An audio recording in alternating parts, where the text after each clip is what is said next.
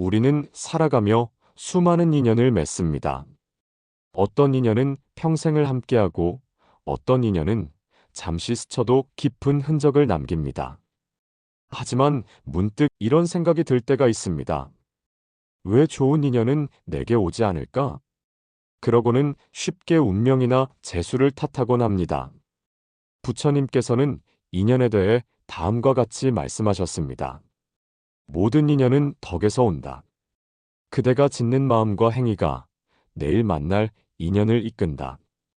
이 말씀은 인연은 단순한 우연이 아니라 내가 어떤 마음으로 말과 행동을 하며 살아가느냐에 따라 인연이 만들어질 수 있다는 깊은 통찰을 담고 있습니다.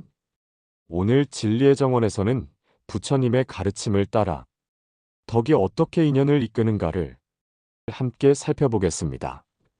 인연의 이치를 두고 어느 날 한 수행자가 부처님께 찾아와 여쭈었습니다. 세존이시여, 저는 왜 이렇게 사람들과 인연이 엇갈립니까? 누군가는 저를 피하고 누군가는 저를 미워합니다. 부처님께서는 부드러운 눈빛으로 그를 바라보며 물으셨습니다. 그대는 사람들을 대할 때 어떤 말과 행동을 하고 있는가? 수행자는 잠시 머뭇거리더니 고개를 떨구며 조용히 말했습니다. 자주 화를 내고 남의 허물을 쉽게 말합니다. 그제야 부처님께서는 이렇게 말씀하셨습니다. 덕을 잃은 말과 행위는 인연의 실을 끊고 만다. 그러나 덕을 지닌 자는 인연의 다리를 놓는다. 즉, 내가 어떤 인연을 맺고 있는가는 내가 어떤 마음의 모양으로 살아가고 있는지를 보여주는 거울인 셈입니다. 하루는 한 젊은 제자가 부처님 앞에 조용히 엎드렸습니다. 그의 눈에는 눈물이 고여 있었고 마음엔 깊은 서운함이 담겨 있었습니다. 세존이시여, 저는 항상 남들에게 친절하려 노력해왔습니다.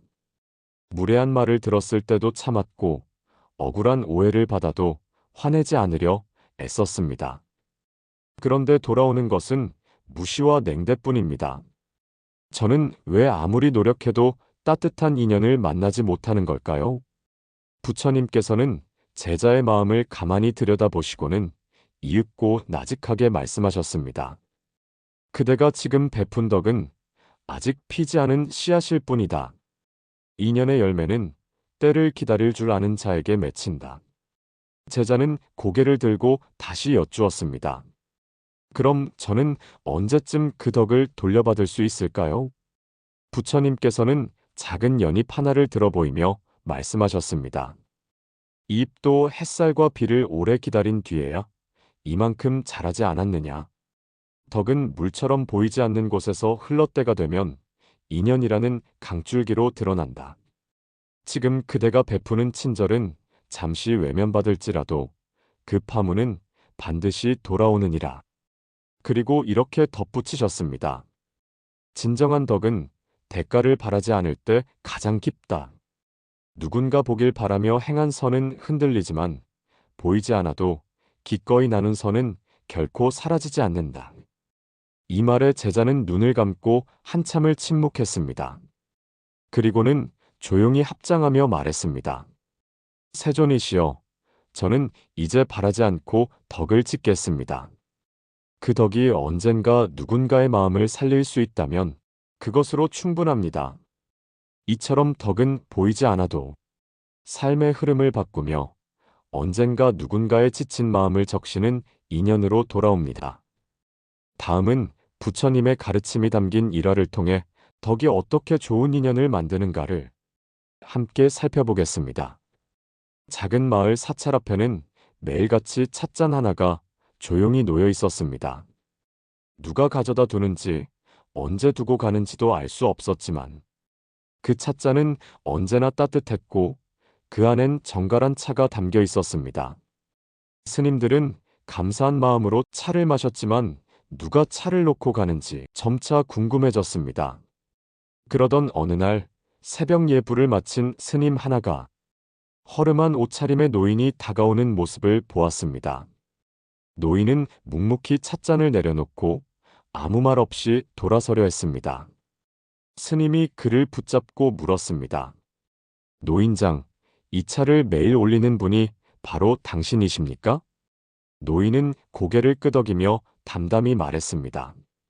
저는 그저 이곳에 머무는 스님들의 기도에 작은 보탬이 되고 싶을 뿐입니다.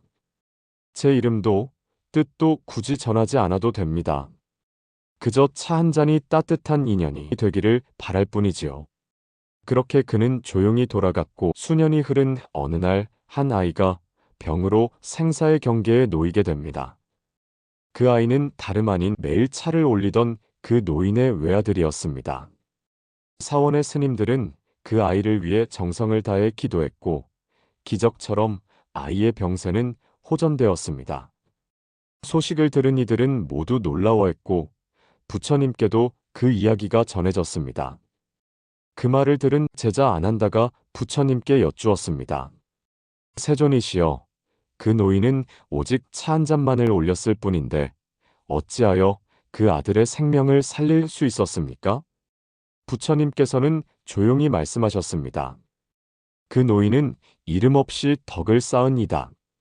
욕심 없이, 대가 없이, 진심만으로 행한 그 공덕은 인연의 씨앗이 되어 반드시 열매를 맺게 되어 있다.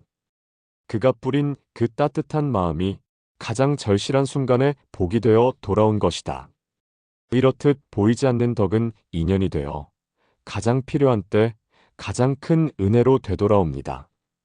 한마을 장터 사람들로 붐비는 좁은 골목길에서 언제나 무거운 짐을 진 한 청년이 조용히 오고 갔습니다.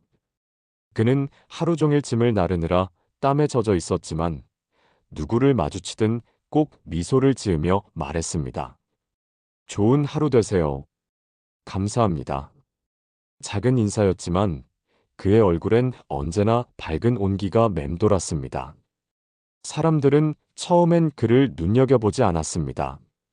하지만 점차 그 미소가 사람들의 마음을 바꾸기 시작했습니다. 괜히 기분 좋아지는 아이야.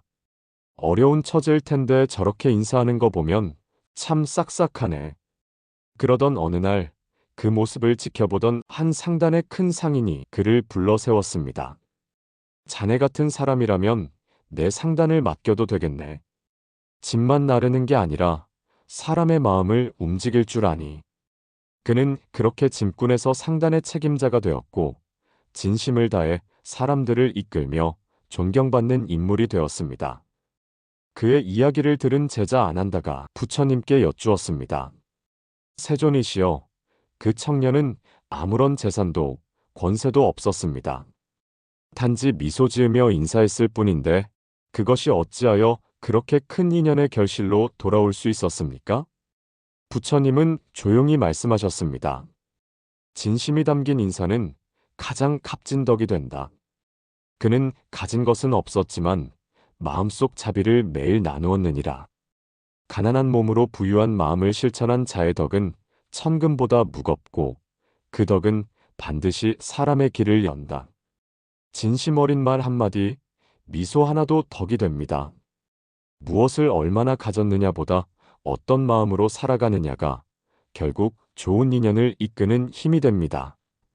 한겨울, 눈발이 흩날리던 어느 날, 사원의 뒷마당에서 한 거지가 작은 모닥불 앞에 앉아 있었습니다.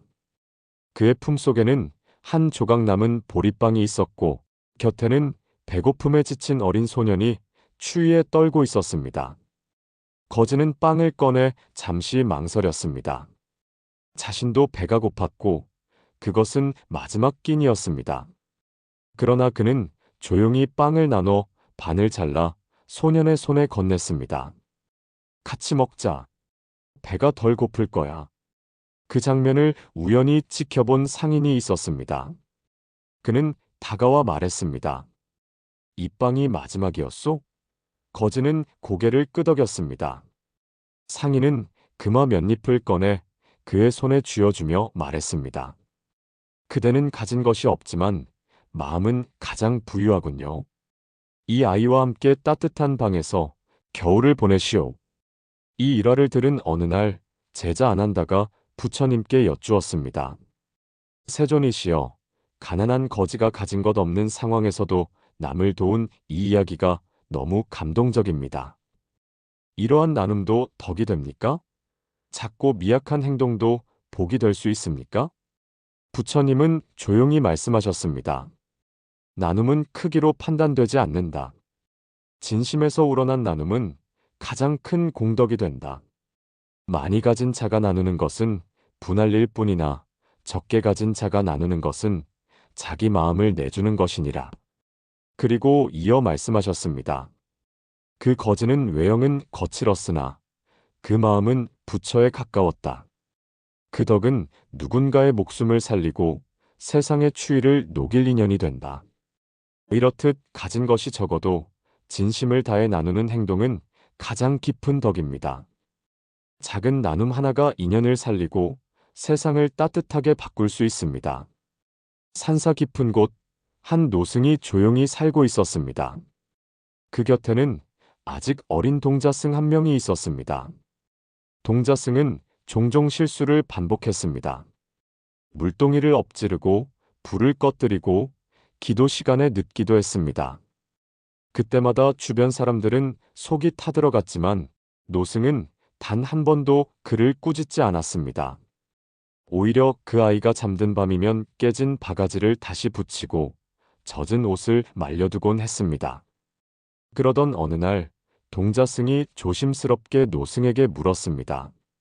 스승님, 저는 왜 이렇게 부족한 걸까요? 다른 아이들은 혼도 나는데 스승님은 왜 저를 한 번도 꾸짖지 않으셨나요? 노승은 따뜻한 눈빛으로 아이를 바라보다 모닥불 곁에 조용히 앉으며 말했습니다. 내가 너보다 어렸을 때 나 역시 실수가 많았단다. 그때 한 스승은 나를 꾸짖지 않고 그저 말없이 품어주셨지. 그 침묵이 나를 울렸고 나를 바꾸었단다. 그분의 자비를 이제 내가 너에게 다시 전해주는 것뿐이야. 이 이야기를 들은 제자 아난다가 부처님께 여쭈었습니다.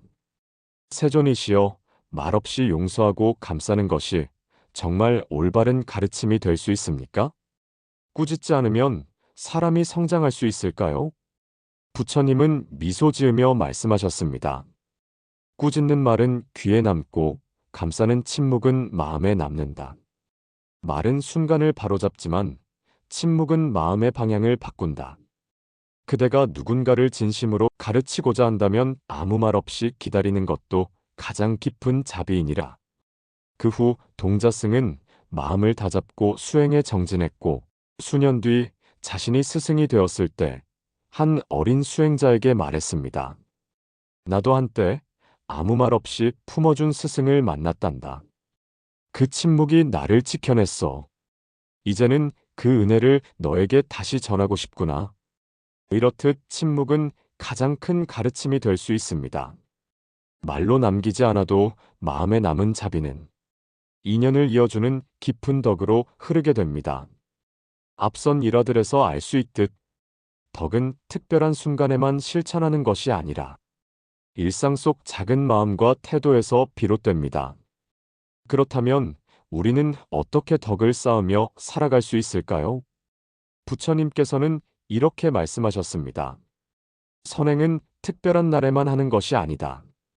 걷고 말하고 듣는 모든 순간이 곧 수행이고 공덕이 된다. 다음은 누구든 실천할 수 있는 5가지 덕을 짓는 삶의 방법을 소개드립니다. 첫째, 말에 덕을 담기. 말 한마디가 인연을 맺고 말 한마디가 인연을 끊습니다. 작은 칭찬, 진심 어린 한마디는 덕을 짓는 시작입니다. 둘째, 조용한 베품 실천하기. 덕은 반드시 이름을 남길 필요가 없습니다. 오히려 보이지 않는 선행이 더 깊은 울림을 줄 수 있습니다. 이렇듯 누가 보지 않더라도 덕은 반드시 흐릅니다. 셋째, 용서하는 연습하기. 누군가를 미워하지 않기만 해도 이미 마음은 선에 가까워집니다. 용서는 상대를 위한 것이 아니라 나를 자유롭게 하는 실천입니다. 넷째, 마음을 나누기. 우리는 종종 무엇을 줄까에만 집중하지만 진정한 나눔은 마음을 나누는 것입니다. 나눔은 물질보다 마음에서 시작됩니다. 5째, 감사의 마음을 잊지 않기. 감사하는 마음은 덕을 자라게 하는 가장 좋은 토양입니다. 감사할 줄 아는 사람에게는 덕이 다시 인연이 되어 돌아옵니다. 덕은 멀리 있지 않습니다. 화려한 행동도 많은 돈도 필요하지 않습니다. 지금 이 순간의 말과 마음, 작은 선택 하나가 우리의 인연을 만들고 삶의 흐름을 바꿉니다. 오늘 부처님의 말씀은 여기까지입니다. 이 영상이 여러분께 잠시 멈춰 숨 고를 수 있는 시간이 되었기를 바랍니다. 구독과 좋아요로 함께 해주시면 부처님의 지혜를 전하는데 큰 힘이 됩니다.